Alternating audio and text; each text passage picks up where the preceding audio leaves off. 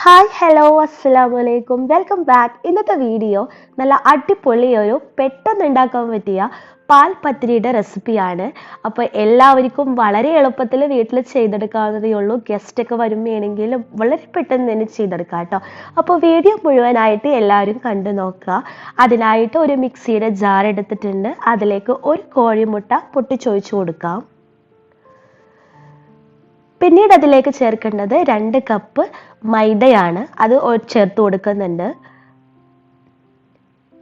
എന്നിട്ട് 2 cup മൈദയ്ക്ക് 2 cup വെള്ളം തന്നെ ഒഴിച്ചു കൊടുക്കാം കേട്ടോ. ഇപ്പം ഞാൻ 1 കപ്പ് മുഴുവൻ ഒഴിച്ചു കൊടുത്തിട്ട് 1 കപ്പിൻ്റെ പകുതിയാണ് ഒഴിച്ചു കൊടുക്കുന്നത്. എന്നിട്ട് നോക്കിയിട്ട് പിന്നെ ഒഴിക്കാമെന്ന് കരുതിയിട്ട് 2 കപ്പ് നിറയെ തന്നെ ഒഴിച്ചു കൊടുക്കുന്നുണ്ട് കേട്ടോ.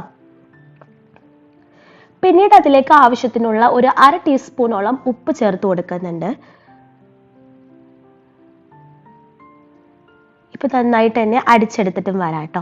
ഈ അടിച്ചെടുത്തതിന് ഇത്രയും കൺസിസ്റ്റൻസിയാണ് ആവശ്യം. ഒരു ദോശ ബാറ്ററിനേക്കാളും കുറച്ചും കൂടി ഒന്ന് ലൂസായിരിക്കണം. എന്നിട്ട് ഒരു പാൻ വെച്ചിട്ട് നമ്മൾ മൈദ അപ്പമൊക്കെ ഉണ്ടാക്കില്ലേ, അതുപോലെ ഒന്ന് ആക്കിയെടുക്കാം. നമ്മളപ്പോൾ ഇത് സെറ്റ് ചെയ്യാൻ ഉദ്ദേശിക്കുന്ന ഏത് പാനാണോ അതിൻ്റെ വലുപ്പം അനുസരിച്ച് നമുക്ക് ദോശ ആക്കിയെടുക്കാം കേട്ടോ. അപ്പോൾ എൻ്റെ പാനിൻ്റെ വലുപ്പം ഇത്രയേ ഉള്ളൂ. അത് കാരണം ഞാൻ ചെറിയ ചെറിയ അപ്പങ്ങളാണ് ചുട്ടെടുക്കുന്നത്. എന്നിട്ട് അപ്പങ്ങളെല്ലാം ചുട്ടെടുത്തതിന് ശേഷം അതേ പാനിലേക്ക് 2 ടീസ്പൂണോളം നെയ്യ് ഒഴിച്ചു കൊടുക്കുന്നുണ്ട്. അതിലേക്ക് കുറച്ച് കശുവണ്ടിയും അതുപോലെ തന്നെ മുന്തിരിയും ഒന്ന് വറുത്ത് കോരിയെടുക്കണം കേട്ടോ. അപ്പോൾ മധുരം ഇഷ്ടമുള്ളവർക്കൊക്കെ വളരെ ഇഷ്ടപ്പെടുന്ന അടിപൊളി ഒരു റെസിപ്പിയാണ്. അങ്ങനെ കാഷ്യൂസും മുന്തിരിയൊക്കെ നന്നായിട്ട് വഴന്നു വരുമ്പോൾ അതിലേക്ക് കുറച്ചെടുത്തിട്ടൊന്ന് മാറ്റി വെക്കണം കേട്ടോ. നമുക്ക് ആ പത്തിരി ഉണ്ടാക്കുമ്പോൾ മുകൾ ഭാഗത്ത് ഇട്ട് കൊടുക്കാൻ വേണ്ടിയിട്ടാണ്. എന്നിട്ട് അതിലേക്ക് ഒരു 1.5 കപ്പ് തേങ്ങ ഇട്ട് കൊടുക്കുന്നുണ്ട്, ചിരകിയ തേങ്ങ. എന്നിട്ട് അതൊന്ന് 2-3 മിനിറ്റ് ഒന്ന് വഴറ്റിയതിന് ശേഷം അതിലേക്ക് കുറച്ച് ഏലക്കായുടെ കുരു ഇട്ട് കൊടുക്കുന്നുണ്ട്. ഒരു 3 ഏലക്കായുടെ കുരു ഒന്ന് ചതച്ചതിന് ശേഷം ഇട്ട് കൊടുക്കാം. പിന്നീട് അതിലേക്ക് 1.5 ടേബിൾ സ്പൂണോളം പഞ്ചസാര ചേർത്ത് കൊടുക്കുന്നുണ്ട്.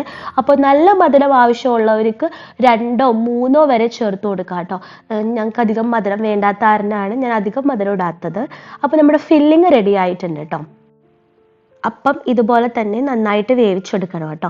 പിന്നീട് ഒരു പാത്രത്തിലേക്ക് 4 കോഴിമുട്ട പൊട്ടിച്ചൊഴിച്ചു കൊടുക്കാം.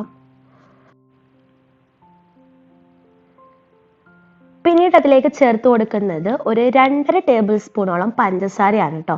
അപ്പോൾ ഇതിലും നിങ്ങൾക്ക് കൂടുതൽ മധുരം ആവശ്യമാണെങ്കിൽ ഒരു 2 സ്പൂൺ കൂടുതൽ ഇട്ട് കൊടുക്കാവുന്നതാണ്. ഇപ്പം ഞാനൊരു നോർമൽ മധുരത്തിൻ്റെ അളവാണ് കേട്ടോ കാണിക്കുന്നത്.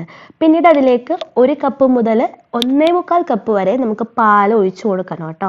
ആദ്യം 1 കപ്പ് ഒഴിച്ചു കൊടുക്കാം, പിന്നെ 1/4 കപ്പ് നമുക്ക് ആവശ്യത്തിനനുസരിച്ചിട്ട് ഒഴിച്ചു കൊടുക്കാം. ഇപ്പം നന്നായിട്ട് തന്നെ ഒഴിച്ചെടുത്തിട്ട് വെച്ചിട്ടുണ്ട്. അതിലേക്ക് കുറച്ച് ഏലക്കായയുടെ പൊടി ഒന്നിട്ട് കൊടുക്കുന്നുണ്ട്. പിന്നീട് ഒരു ടേസ്റ്റിന് വേണ്ടിയിട്ട് ഒരു മീഡിയം വലുപ്പമുള്ള ക്യാരറ്റിൻ്റെ പകുതി ഗ്രേറ്റ് ചെയ്തതും കൂടി ചേർത്ത് കൊടുത്തിട്ട് നമ്മുടെ മിക്സ് ഇവിടെ റെഡി ആയിട്ടുണ്ട്. അപ്പോൾ അപ്പവും റെഡി ആയിട്ടുണ്ട്, അതുപോലെ തന്നെ ഫില്ലിങ്ങും റെഡി ആയിട്ടുണ്ട്. അങ്ങനെ നമ്മൾ സെറ്റ് ചെയ്യാൻ ഉദ്ദേശിക്കുന്ന പാത്രം നെയ്യൊന്ന് പുരട്ടി കൊടുക്കുന്നുണ്ട് കേട്ടോ. എന്നിട്ട് ആദ്യം ഒരു തവി നമ്മൾ ആക്കി വെച്ച മുട്ടയുടെയും പാലിൻ്റെയും മിക്സ് ഉണ്ടല്ലോ അത് ഒഴിച്ചു കൊടുക്കാം. എന്നിട്ട് അതിൻ്റെ മുകളിൽ ചുട്ട് വെച്ച അപ്പം വെച്ച് കൊടുക്കുന്നുണ്ട്. അപ്പോൾ അപ്പം നന്നായിട്ട് തന്നെ വെന്തിട്ടുണ്ടാവണം കേട്ടോ, അല്ലെങ്കിൽ നമ്മുടെ വിചാരിച്ച ടേസ്റ്റ് കിട്ടില്ല.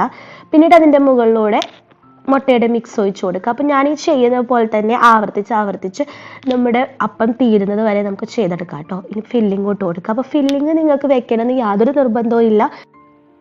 ഫില്ലിംഗ് ഇല്ലാതെ തന്നെ ഈ മുട്ടയുടെ പാലും മിക്സും പിന്നെ അതുപോലെ തന്നെ അപ്പവും കഴിക്കാൻ തന്നെ നല്ല ടേസ്റ്റ് ആയിരിക്കും കേട്ടോ. അപ്പോൾ ഫില്ലിംഗ് വെക്കുകയാണെങ്കിൽ കുറച്ചും കൂടി അത് ടേസ്റ്റ് വരും. അങ്ങനെ അവസാനത്തെ അപ്പം വെച്ച് കൊടുത്തതിന് ശേഷം നമ്മുടെ കയ്യിലുള്ള ആ മുട്ടയുടെ മിക്സ് ഫുള്ളായിട്ട് ഒഴിച്ചു കൊടുക്കുക. എന്നിട്ട് അതിൻ്റെ മുകളിലൂടെ നമ്മൾ നേരത്തെ എടുത്തു വെച്ച കാഷ്യൂസും മുന്തിരി ഉണ്ടല്ലോ അതൊന്ന് ചേർത്ത് കൊടുക്കുന്നുണ്ട്. ഇനി നമുക്ക് ഇതൊന്ന് ബേക്ക് ചെയ്തെടുക്കണം കേട്ടോ.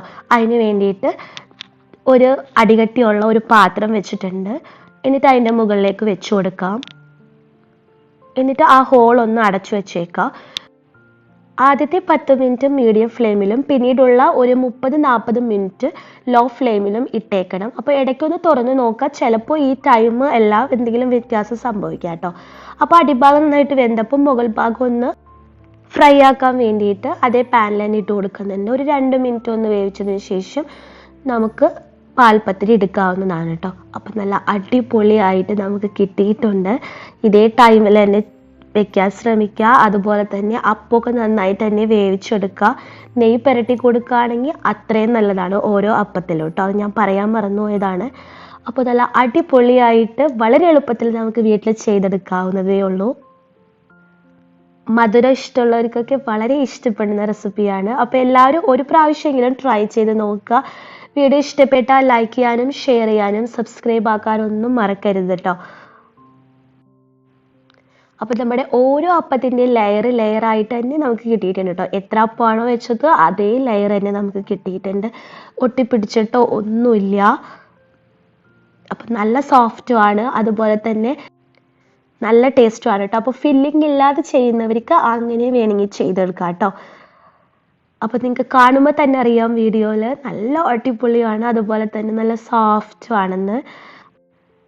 അങ്ങനെ ഇന്നത്തെ വീഡിയോ ഇത്രയേ ഉള്ളൂ. ഇൻഷാ അല്ലാ പുതിയ വീഡിയോ ആയിട്ട് കാണുന്നത് വരെ താങ്ക് യു, ബൈ.